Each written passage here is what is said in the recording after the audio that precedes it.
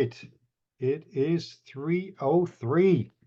So welcome everybody. I see a lot of names I recognize. Thank you very much for attending and for joining our Research Connect series. As some of you know, I've met a number of you, but I am Rink de Vries, and I'm a CDTRP patient partner at a heart transplant in 2012, and I'm living a great life. So I appreciate these always and appreciate the research that gets done.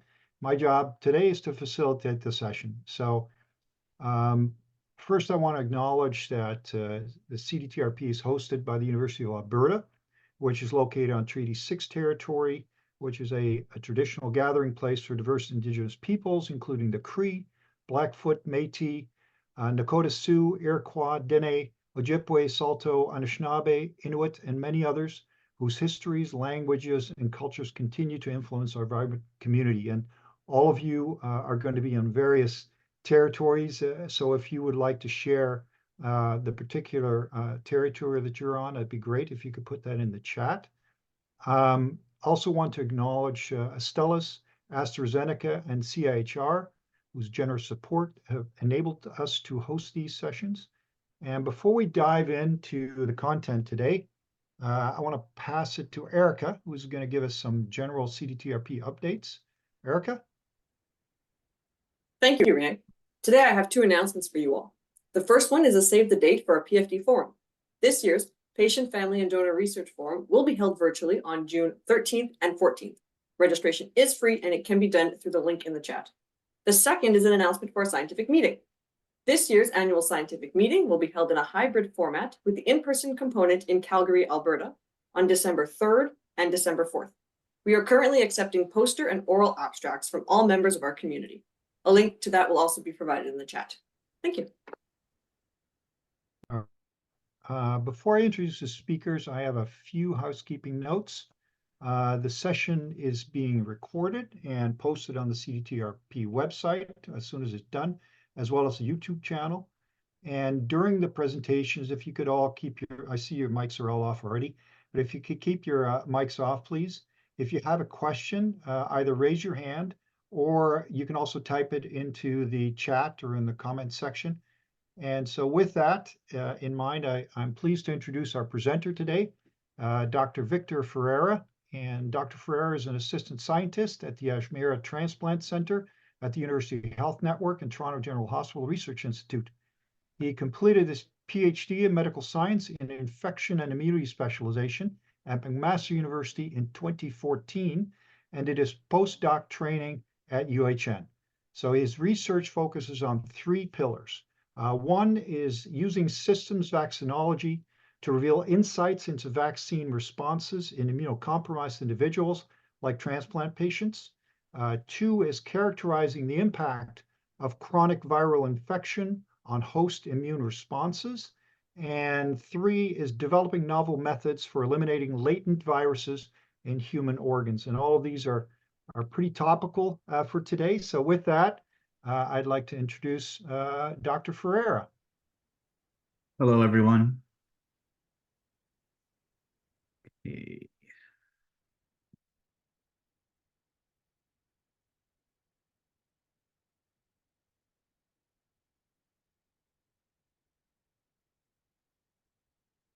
Can everyone see the screen okay? Yes. Excellent.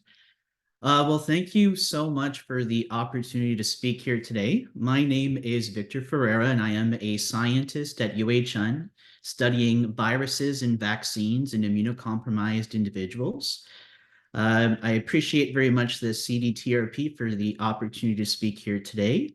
And today I'm going to talk about our work measuring COVID vaccine responses in transplant recipients throughout the pandemic, including some results from the National Prevent COVID multi-center study.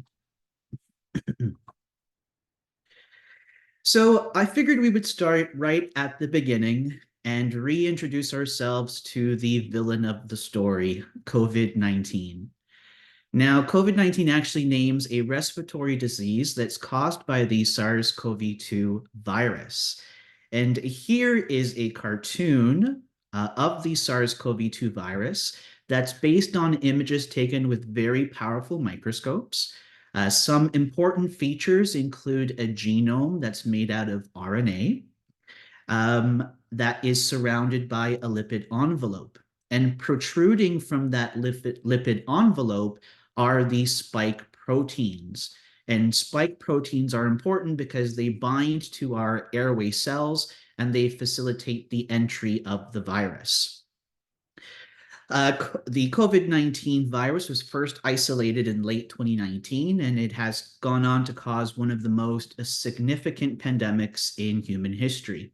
And as of April 2024, there have been over 7 million deaths attributed to COVID-19 around the world.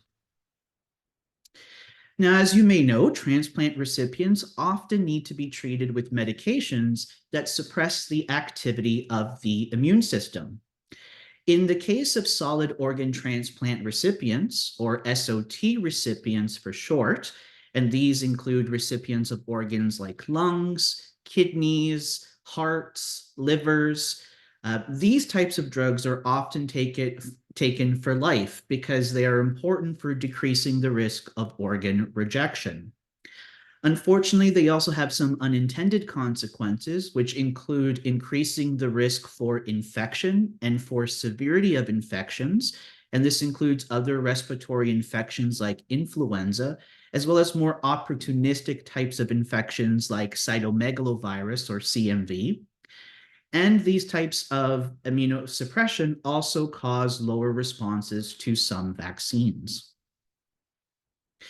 One thing we learned quickly into the pandemic was that immunocompromised individuals were disproportionately experiencing severe outcomes of COVID-19. These included hospitalization, supplemental oxygen treatment, admission to the ICU, and even death. And one group that was emblematic of this was solid organ transplant recipients. In SOT recipients, risk factors for severe COVID in the pre-vaccine era included receiving a lung transplant, being of older age, treatment with certain types of immunosuppressive agents, and having comorbidities. At our center at UHN in the pre-vaccine era, around 60% of transplant recipients who developed COVID ended up being hospitalized. And so this and data from other studies really underscored just how desperately needed preventive measures like vaccination were at this particular time. Fortunately, though, vaccine solutions were quickly mobilized, with many clinical trials first starting in late 2020. And I'm sure we're all familiar with different types of vaccine brands and platforms that were evaluated. These included mRNA vaccines, which were used actually for the first time, although they had really been in development since really the 1990s. Many large clinical trials found that these vaccines, actually several vaccines, to be safe and effective. However, one significant limitation of all of these studies is that immunocompromised individuals were excluded from these studies. And this is very frustrating to see when we know that a weakened immune system increases the risk for serious infection outcomes. So when vaccines were rolled out in Canada, fortunately, immunocompromised individuals were prioritized. And so we started working to measure how well COVID vaccines worked in transplant recipients to address this major gap in research. In my presentation today, I'm going to be talking about different types of immune responses induced by vaccination. And I'll briefly provide some context on the two most critical types of responses, T cells and antibodies. So T cell responses include the CD8 T cells, which directly kill infected cells, or the CD4 T cells, which are called helper T cells.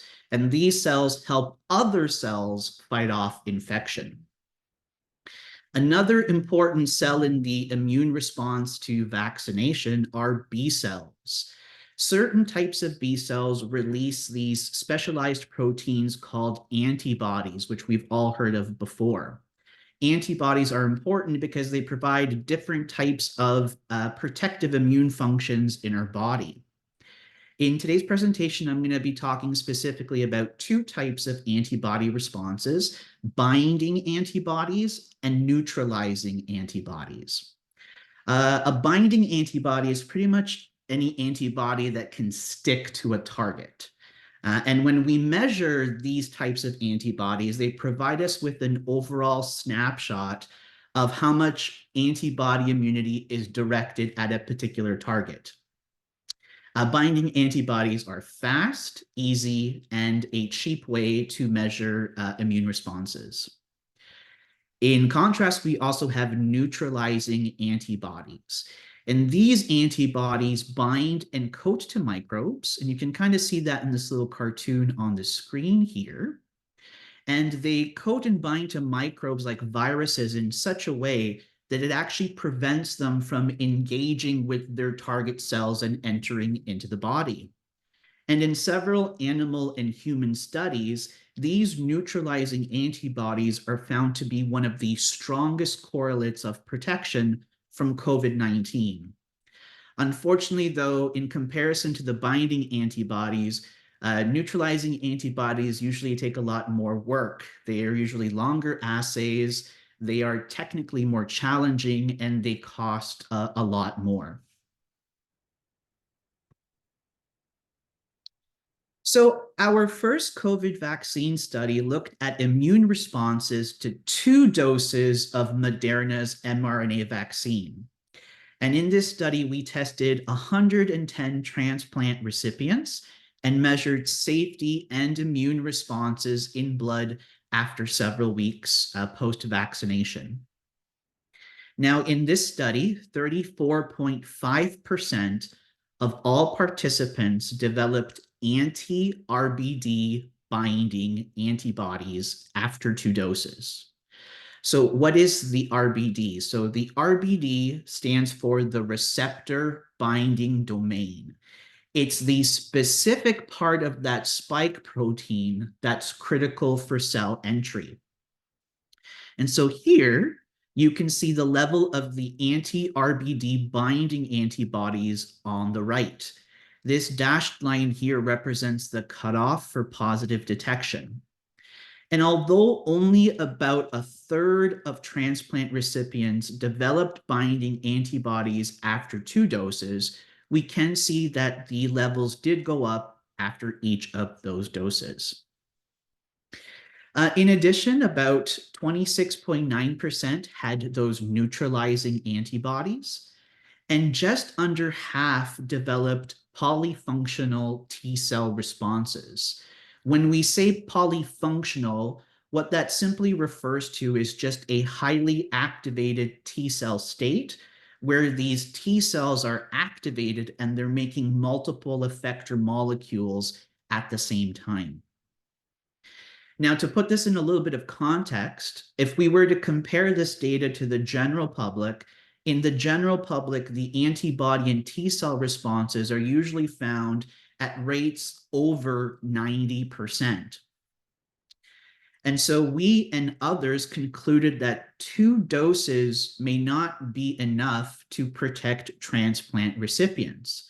And in fact, other studies conducted around the same time actually found that compared to the general public, solid organ transplant recipients with 2 doses had an 82 times higher risk for a breakthrough infection, as well as a 485 times higher risk for hospitalization. So this was a major concern. And to address this, we considered whether a 3rd dose as part of the primary series would work to improve these suboptimal vaccine responses. And so led by our team leaders, Drs. Atul Humar and Dr. Dipali Kumar, who are leaders in the field of transplantation, we embarked on performing a world's first study. And so we performed a randomized control trial, or an RCT, that compared a third dose of Moderna's mRNA vaccine to a placebo. And we did this in transplant recipients.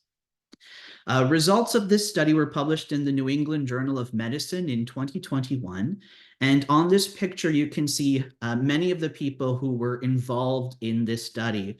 And that includes Dr. Victoria Hall, who played a very important role in design and analysis, our research coordinators, including Alona and Natalia, and our lab team that included Matt, Beata, and Terrence, who's not pictured here.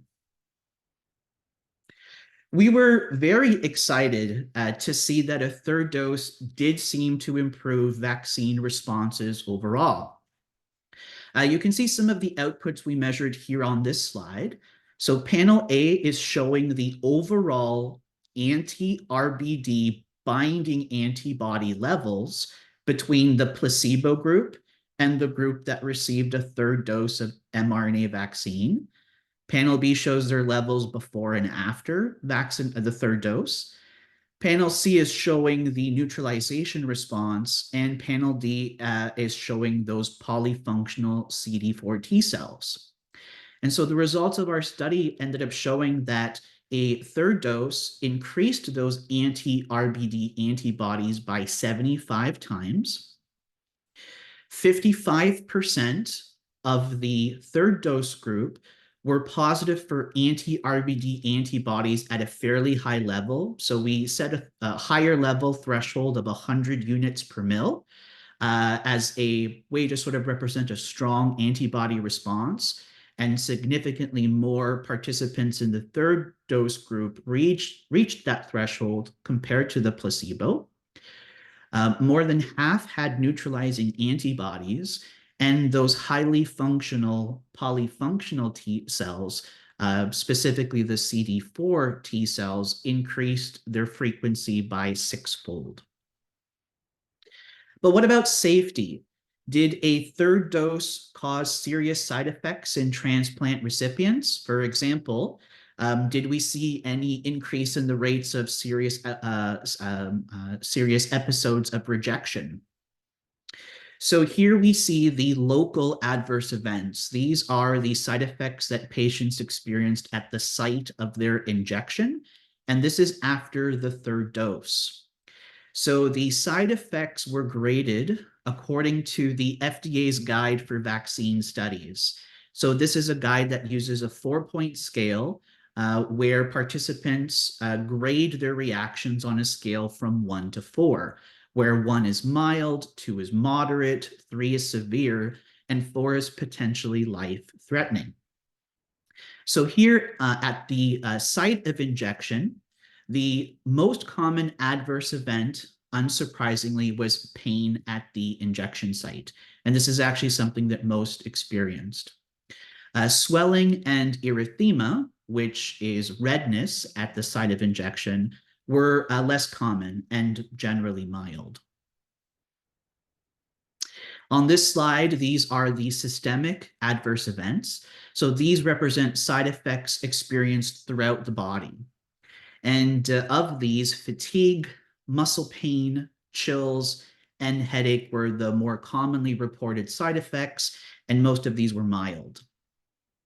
Thankfully, we did not see any grade 3 or 4 side effects in the study, and no patient experienced organ rejection in either group.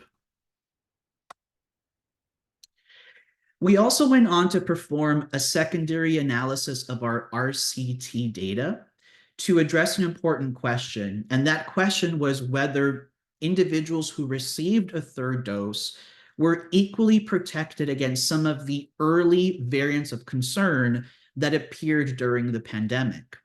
And you may remember the names of some of these variants. They had names like Alpha, Beta, and Delta. And so in the secondary analysis that you see on the screen here, what you can see are levels of neutralizing antibodies for individuals that received the third dose versus the individuals in the placebo group. And the results show that a third dose afforded a similar level of protection against these novel variants after 3 doses. 3 doses was always superior to 2 doses in this study. So now, if everything had gone perfectly, the pandemic would have quickly fizzled out. But alas, that's not what happened. And new challenges kept popping up that made controlling the pandemic very difficult. And so as the pandemic persisted, we recognized that most of the vaccine studies that had been performed were smaller single center studies that had limited follow-up. We also recognized that we needed a lot more data, especially data in terms of safety and efficacy, including with larger sample sizes for improved statistical confidence. We had to also intend with a number of new unknowns as we ventured forward, and this included the impact of even newer, even more infectious variants like those of the Omicron sublineage. We also didn't have much idea of what impact breakthrough infection would have in those who were previously vaccinated. So would it hurt or help existing vaccine responses if you subsequently were exposed to the actual COVID virus? This type of immunity where you have infection plus vaccination is also called hybrid immunity. And we and others had made a pretty convincing case for 3 doses as part of the primary series, but we didn't have any information on what impact additional doses, like 4th doses or 5th doses, would have on responses. And as the pandemic persisted, we also wanted to make sure that we had complete data on all types of transplant groups, not just solid organ transplant, but also stem cell transplant recipients, and to include pediatric participants as part of our investigations as well. And so to address many of these challenges, Dr. Dipali Kumar from UHN, who's pictured here on the screen, led the charge and established the PREVENT study. And so PREVENT is a multi-center study of 9 transplant centers across Canada. And these include the CHUM, ICM, HMR, and Laval in Quebec, UHN, Sick Kids, and London Health Sciences in Ontario, and the universities of Alberta and British Columbia in their respective provinces. And in this study, we would evaluate responses in solid organ transplant and hematopoietic stem cell transplant participants, and we would evaluate responses in both pediatric and adult participants. This is a slide that you would normally include at the end of a talk, but if you'll indulge me, I'd like to take a moment to acknowledge the PREVENT COVID study team members. They say it takes a village, and here are my fellow village members. This was a gargantuan effort that wouldn't be possible without the researchers, participants that you see here on the screen, as well as many others who are not shown.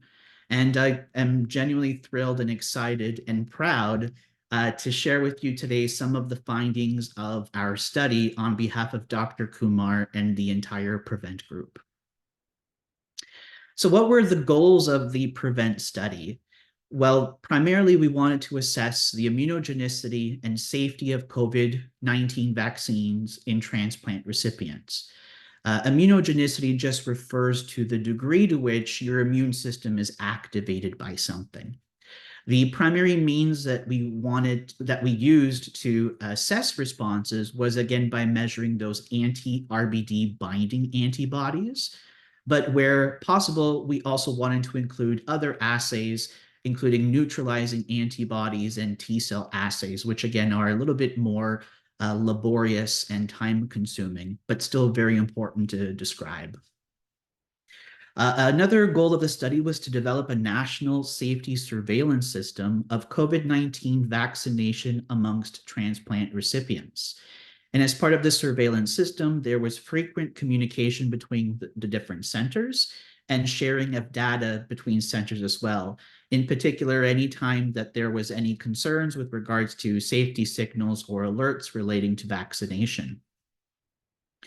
Efforts or goals also included coordinating with provincial and public health agencies to share current and emerging data. And we had frequent discussions with both Health Canada and provincial health ministries to keep them updated with results and recommendations. And lastly, to build a lasting knowledge transfer platform to rapidly disseminate research results to patient partners and to public health agencies.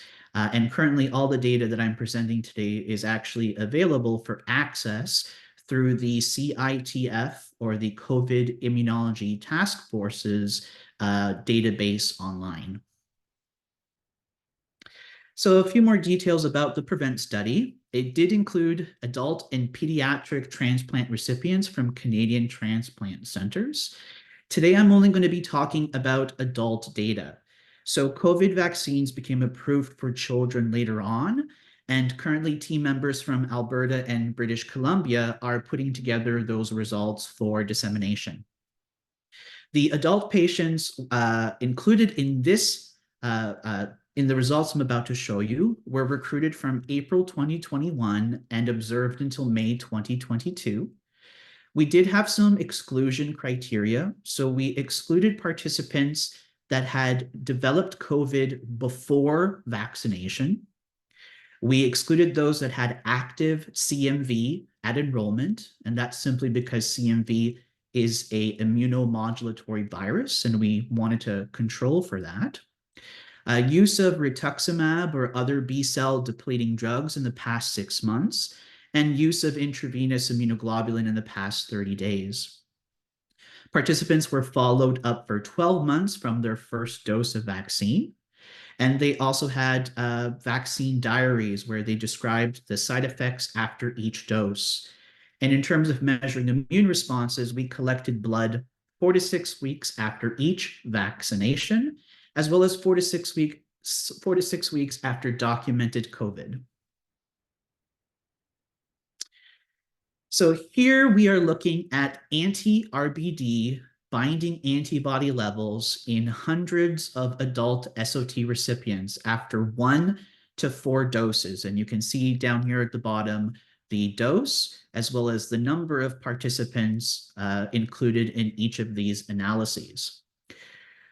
And we also compared the post-vaccination levels to those who had breakthrough COVID-19 during the study. So on this graph, each dot represents a participant.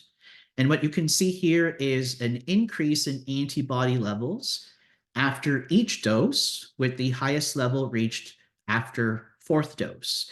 And the post-4th dose level is close to the level that you see in those that actually had breakthrough infection. As part of this study, we performed an analysis to look at which demographic and clinical variables most impacted this anti-RBD response, and specifically after the 3rd dose.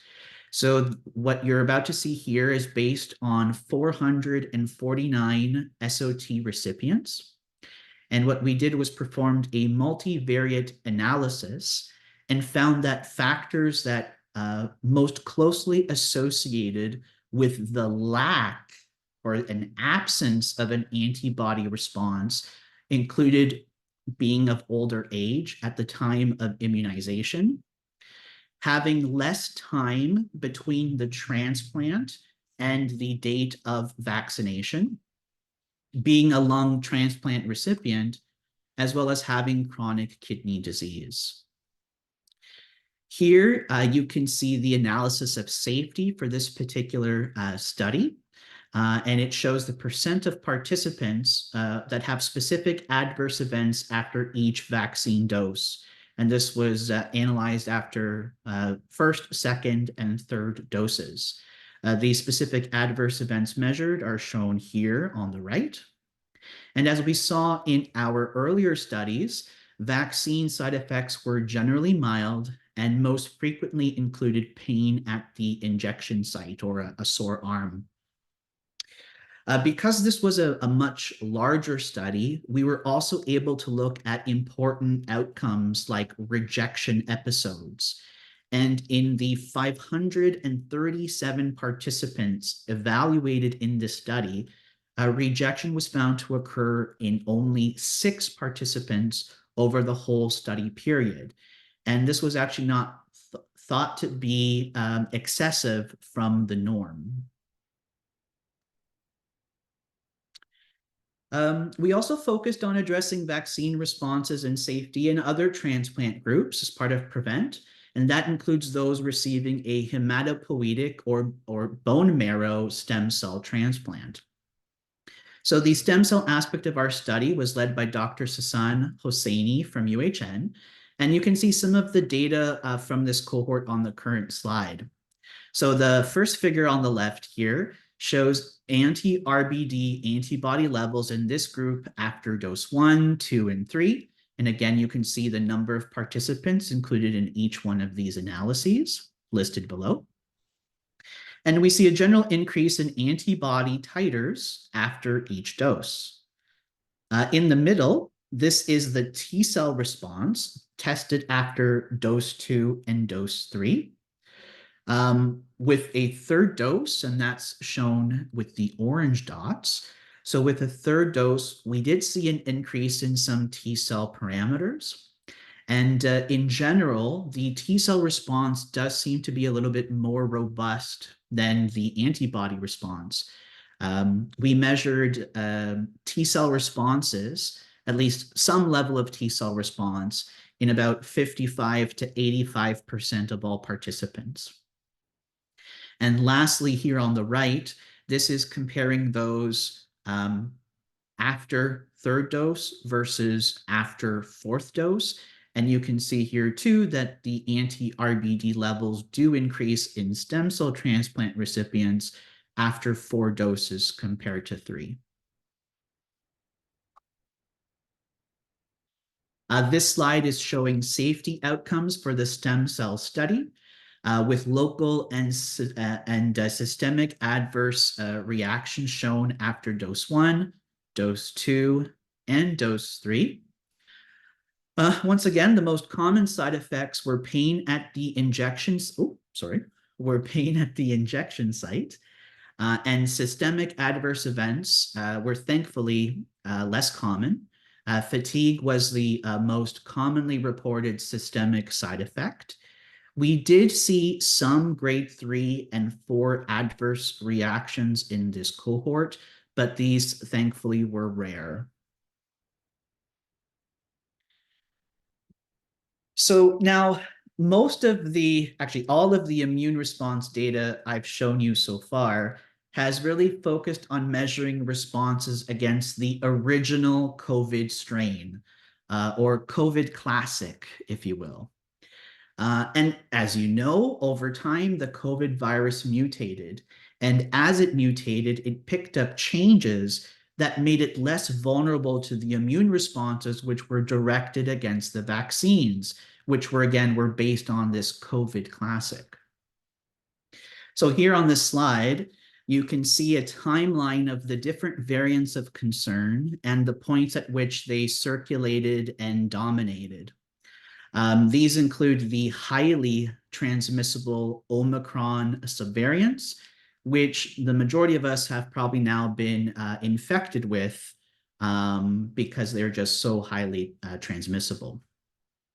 So this posed a major challenge, which is what level of protection, if any, would transplant recipients maintain against these new very different variants. So for the next analysis, we measured immune responses to these newer variants, but we included more diverse clinical cohorts to really try to find some differences. So in cohort 1, these were transplant recipients who experienced infection with COVID classic or another non-Omicron infection. So most of these were patients who were infected fairly early on in the pandemic, and most were unvaccinated at the time of their infection.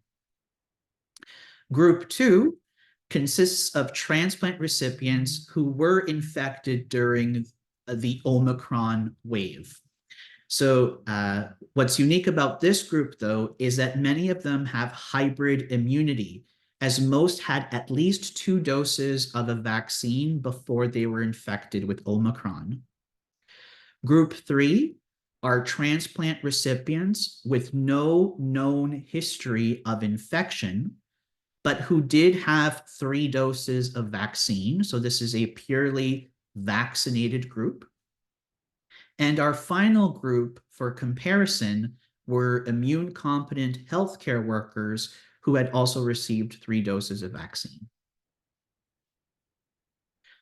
On this slide, you can see neutralizing antibody levels against the first Omicron subvariant we encountered, which was BA.1, in the 4 cohorts, and you can see those levels on the left there. Now, in terms of when BA.1 was circulating in Canada, it's most likely between December 2021 and April 2022. Those were the periods where BA.1 dominated. The proportion of participants that had a detectable neutralizing response is also shown with the pie charts on the right there in the figure. And the main finding here is that transplant recipients that had hybrid immunity, so these were those that had multiple doses of vaccine and who had recovered from an Omicron infection, had the highest level of neutralizing antibodies that specifically targeted that Omicron BA.1 subvariant. And the lowest level of BA.1 neutralizing responses we found was in the group that only had 3 doses of vaccine with no history of infection. This here is the T cell response, which followed the same pattern. And once again, the lowest T cell response against Omicron BA.1 was seen in those with only 3 doses of vaccine.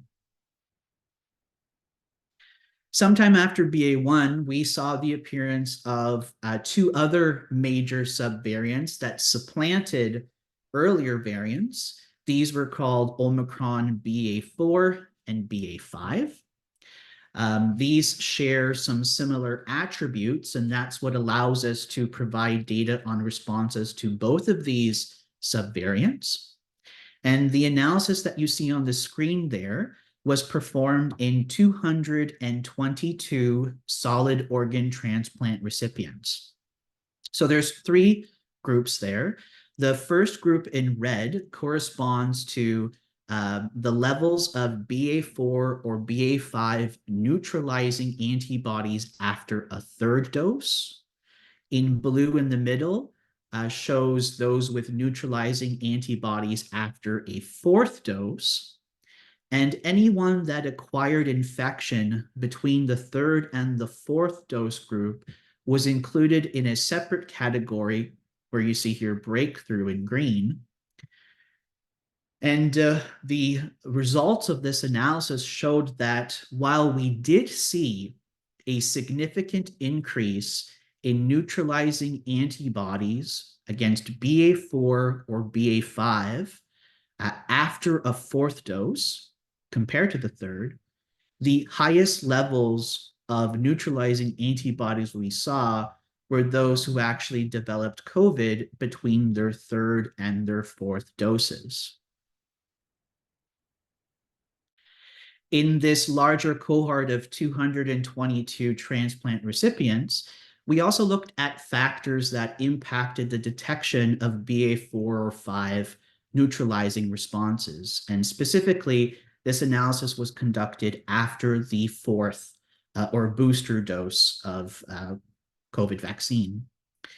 So after performing another one of these multivariate analyses to find factors that associated with presence or absence of response, what we found was that neutralizing response was, a lack of a neutralizing response was again associated with older age, receipt of lung transplantation, use of immunosuppressive agents, specifically mycophenolate and prednisone, and interestingly, vaccine type.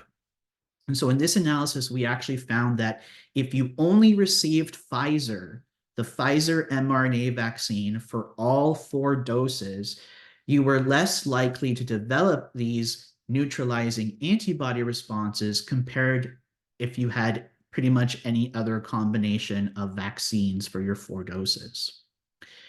The only factor that strongly correlated with a detectable neutralizing response was actually having COVID-19 prior to your 4th dose. So in other words, having hybrid immunity. This is that same study, but here we're focusing on the T cell response. Again, a 4th dose did increase some T cell parameters, especially on the CD4 side. But once again, I think an important take-home message from this particular analysis that we did here was that even though there is a reduction in the antibody response, most participants are able to develop T cell immunity, which can be as important as antibodies. And lastly, as part of the PREVENT study, Dr. Megan Leving's group at UBC also looked specifically at the T cell response. And in this study, they measured how well T cells recognized newer COVID variants, including BA4 and 5, as well as a variant that came later than that called XBB 1.5. This one circulated through a lot of 2023 up until August 2023. And what Dr. Leving's team showed was that although most transplant recipients do develop T cell responses after 3 or 4 doses, these responses do get less effective at responding to these newer variants. And then, so here on this slide, what you can see is the level of T cell response against COVID Classic, which here is called ancestral strain, versus this newer Omicron subvariant called XBB 1.5. And you can see here that the response to the XBB 1.5 was significantly lower compared to the COVID Classic. So what conclusions did we gather as part of this major multi-center PREVENT study? Well, we can confidently say that COVID vaccines are safe in diverse transplant groups, including after multiple doses. Although vaccine responses are lower compared to the general public, additional doses do appear to increase certain immune responses, including neutralizing antibodies as well as T cells. And boosters also, or 4th doses, also expanded responses to novel or newer circulating variants like BA4 and 5 and XBB 1.5, but these were at lower levels. Altogether, though, these points kind of underscore the importance of staying up to date with COVID vaccine recommendations, including updated boosters that more closely match these circulating viruses. As part of this study, we found that hybrid immunity, which again is infection plus vaccination, consistently had the strongest immune responses. But it's important to mention here that if you haven't been exposed to COVID before, you really shouldn't deliberately expose yourself because you still could end up generating a really serious outcome. Several factors strongly influence infection and vaccination outcomes in transplant recipients, and this includes lung transplantation, being older, as well as the use of some immunosuppressive medications. And overall, what this suggests is that vaccination is important for inducing these types of protective responses, that multiple doses seem to assist with some of the suboptimal responses against some of the newer variants, but it also highlights the importance of obtaining additional preventive measures to properly protect all immunocompromised transplant recipients. And some additional preventive measures could include things like new or different vaccines, perhaps the use of preventive monoclonal therapies like Evusheld, as well as alternate dosing intervals.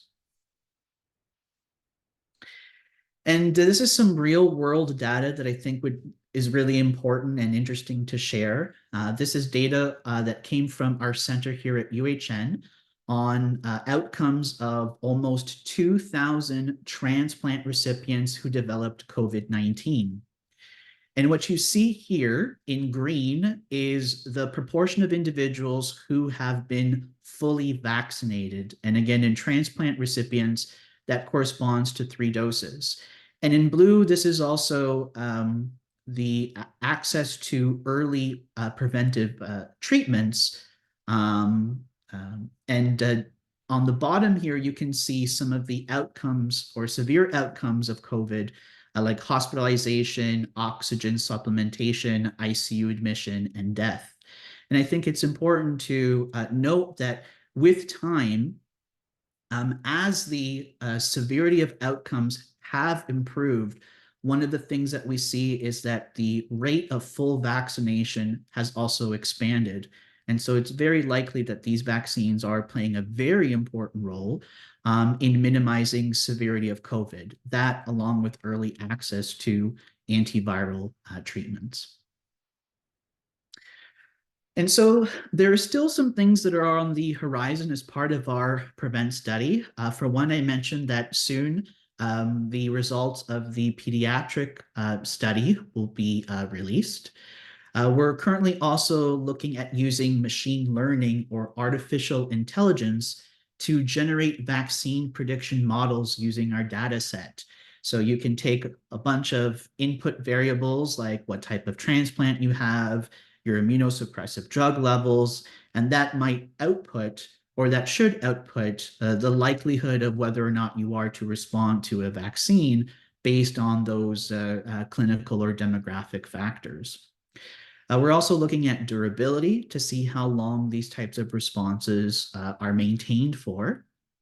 We're also evaluating impacts of new vaccine formulations like bivalent vaccines, as well as looking at cross-reactivity to even newer, more recent variants like the JN1 variant.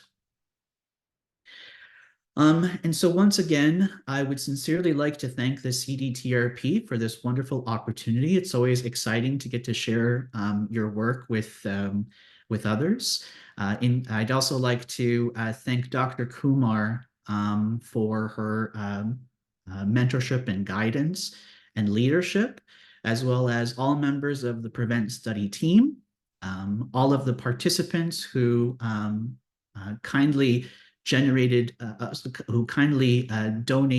to the study, all of our lab members, and I'd also like to give a special thanks to Dr. N. Claude Gingras from Sinai Health, as well as her laboratory team, who were very critical in helping us measure these neutralizing antibody responses.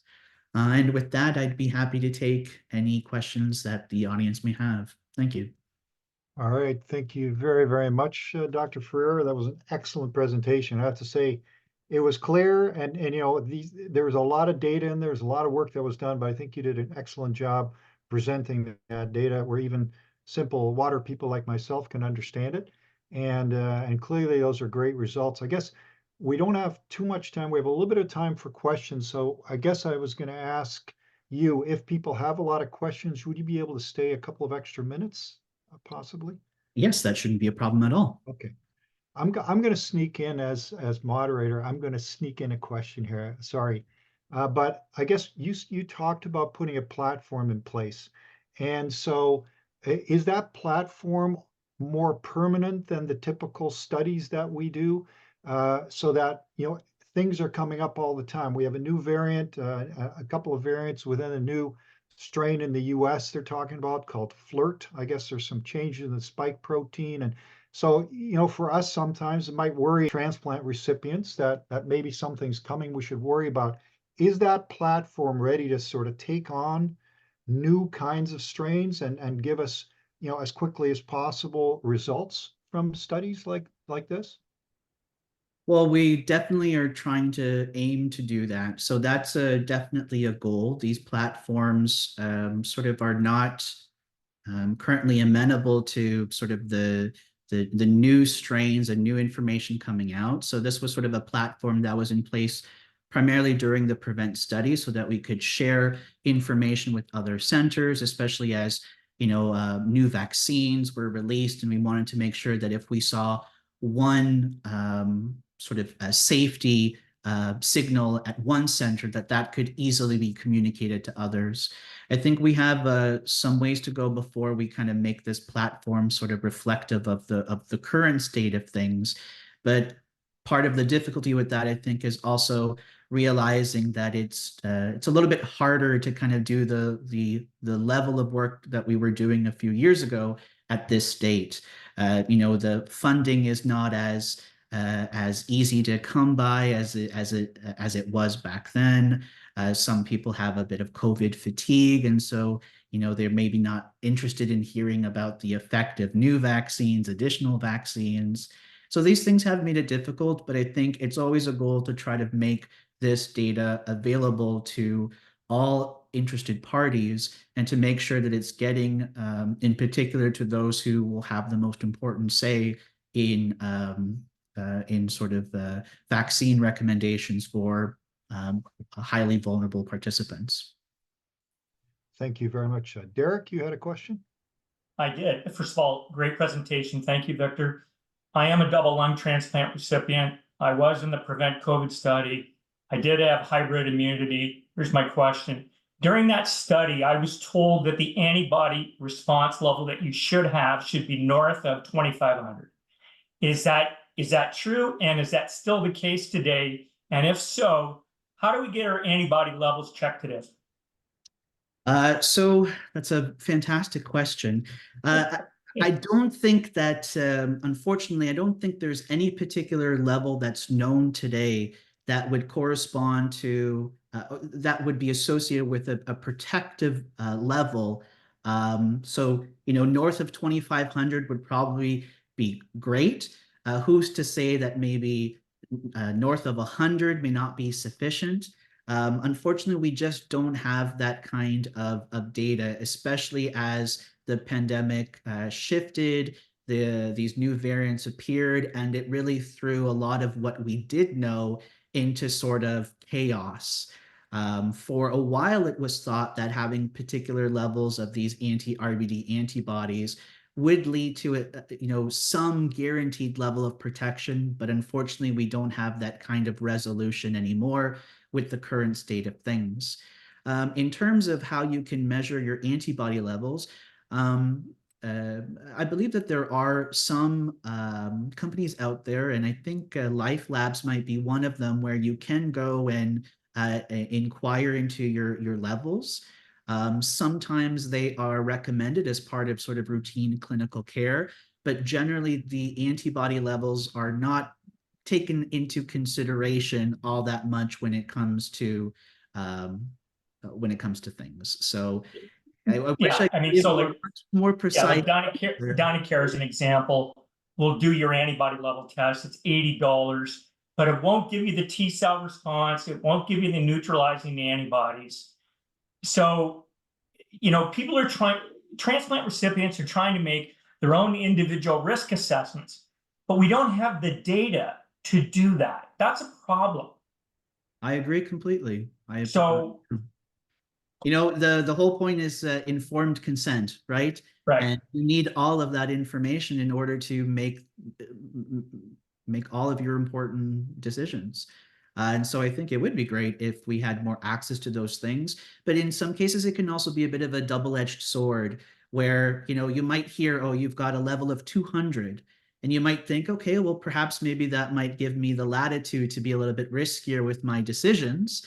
But the data that supports protection at particular levels is poor, and so some may sort of put too much thought into their levels, and they may not necessarily reflect whether or not they're actually protected or not. Okay, thank you. Thank you for that. We've got a question in the chat here. So are you concerned about the misuse of the concept of hybrid immunity? So the interpretation that people need to be infected to be healthy or as healthy as possible, sort of the anti-vax idea, we get into that debate that seems to be increasingly creeping into the public discourse. Do you have any concerns with that? Well, I do have concerns about sort of misinterpreting our result. What we find is that individuals who are highly immunized and get COVID, if they recover from their infection, they typically have very strong immune responses. One is that they may not recover from COVID, right? So putting yourself at deliberate exposure could put you at serious risk for hospitalization or even worse. Also, we had found that individuals who had only infection and no vaccination did not really have the same level of antibody response. And so infection on its own may not be sufficient to reach that threshold for protection, but at least in our studies, we've seen that if you continue to comply with vaccine recommendations and you stay highly immunized, should you be exposed and you recover, you'll have a much stronger immune response in that case. So, I would definitely not encourage anyone to deliberately expose themselves. And the important thing is to make sure that you have your vaccines up to date, because that really does provide you with the best protection. All right, thank you very much. Now, I just want to recognize it is 4 o'clock for those of you that have meetings to go to or other things on your schedules. Thank you very much for attending. If there are other questions, please feel free to go. Dr. Ferreira has decided he'll stick around for a couple extra minutes. So please, if you have any other questions. Thank you. This was a real pleasure. I really enjoyed this. Thank you so much for having me. All right. Thank you, Victor. It was really, it was an excellent presentation. Really enjoyed that. All right. So thank you very much, everybody. Now, did I have any things to say at the end? Any kind of additional questions, feel free to contact Erica Croft at CDTRP. So, and again, everyone will get a survey questionnaire to provide some feedback on this presentation and the session. And it'll only take about, according to this, it says only 3 minutes to complete. So please send those in if you get the chance. It's really helpful for us to keep adjusting these sessions and make them better. And with that, thank you very much for attending and have a super remainder of your day.